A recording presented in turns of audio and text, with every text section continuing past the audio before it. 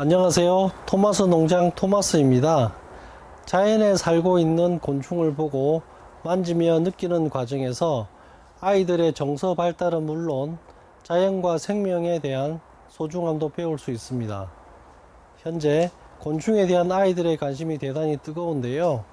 지금부터 흰점바위 꽃무지 애벌레의 사육 세팅을 진행해 보겠습니다. 흰점바위 꽃무지 애벌레, 보통 말하는 군뱅이의 사육 상자를 만들어 보겠습니다. 먼저 사육 상자가 있고요.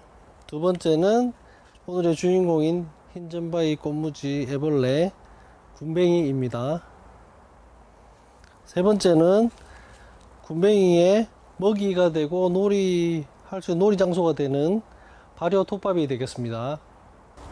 준비한 사육 상자에 적정 발효 톱밥을 넣어주게 되는데, 여기에서 가장 중요한 포인트가 뭐냐면 흰점바위 꽃무지는 작은 곤충에 속한다고 볼 수 있습니다. 그래서 장수풍뎅이나 넓적사슴벌레처럼 큰 사육통을 준비하지 않아도 되고, 또 발효 톱밥의 높이 같은 경우도 너무 높게 해주게 되면 오히려 더 자라는데 더 좋은 작용을 하지 않고, 어떻게 되냐면 높이가 너무 높게 되면은 밑에는 큰 애벌레가 있고 그 위에는 좀 큰 애들, 그 다음에는 작은 애들, 이런 식으로 분포하게 됩니다. 왜냐하면 위에는 군뱅이 똥만 있게 되고 밑에는 발효 톱밥이 남아 있게 되기 때문에 발효 톱밥의 높이를 적정 높이를 해주는 게 중요한데, 그 높이는 대략 한 5cm 정도가 가장 적당하다고 할 수 있습니다. 그렇게 되면 일률적으로 똑같은 애벌레를 키울 수 있습니다. 사육 상자를 준비한 상자에 발효 톱밥을 넣어 보겠습니다. 발효 톱밥은 군뱅이 사육에서 굉장히 중요한 부분을 차지하는데요. 발효 톱밥이 일단 충분히 발효가 된 상태를 써야 됩니다.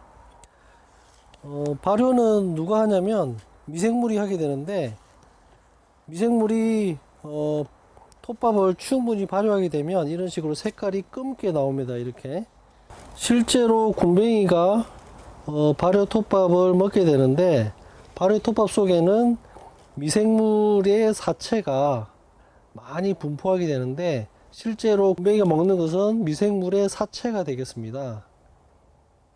자, 마지막으로 남아있는 발효 톱밥을 전체를 다 넣어 주겠는데요. 아까도 말씀드렸듯이 군뱅이가 여기에서 놀게 되는 높이가 대략적으로 한 4, 5cm 정도 되는 높이가 되어야만이 전체 군뱅이의 크기가 일정하게 되지, 너무 많이 주게 되면은 군뱅이가 밑에는 큰 애, 중간에 제일 위에는 작은 애들만 생겨서 오히려 좋지 않으니까 발효 톱밥을 넣을 때 적정량을 놓아주는 게 좋은데, 그게 대략적으로 5cm, 6cm라는 걸 꼭 기억해 두시면 좋겠습니다. 그리고 항상 발효 톱밥은 습도가 굉장히 중요한데, 이렇게 만져보았을 때 이렇게 뭉쳐지는 정도, 습도가 60도에서 65% 정도 되는 정도가 가장 적당하다고 할 수 있습니다. 그리고 여기도 발효 톱밥을 적당히 눌러주는 게 좋은데, 왜 그러냐면 군뱅이들이 돌아다닐 때 너무 섞은 것보다는 약간 뭉쳐있는 상태로 돌아다니는 게 오히려 활동하는데 오히려 더, 또 운동하는데도 더 큰 도움이 되기 때문에 그렇게 해주는 게 중요하겠습니다. 네, 마지막으로 오늘의 주인공인 흰점바위 꽃무지 애벌레, 보통 말하는 군뱅이라고 할 수 있습니다. 이 군뱅이를 사육 상자에 넣어서 잘 클 수 있도록 넣어 주겠습니다. 네, 군뱅이는 땅속에 살기 때문에 빛이 있는 곳에 있으면 빨리 어두운 곳으로 들어가려고 합니다. 지금 들어가는 모습을 지켜볼 수가 있겠죠. 네, 잘 컸으면 좋겠습니다.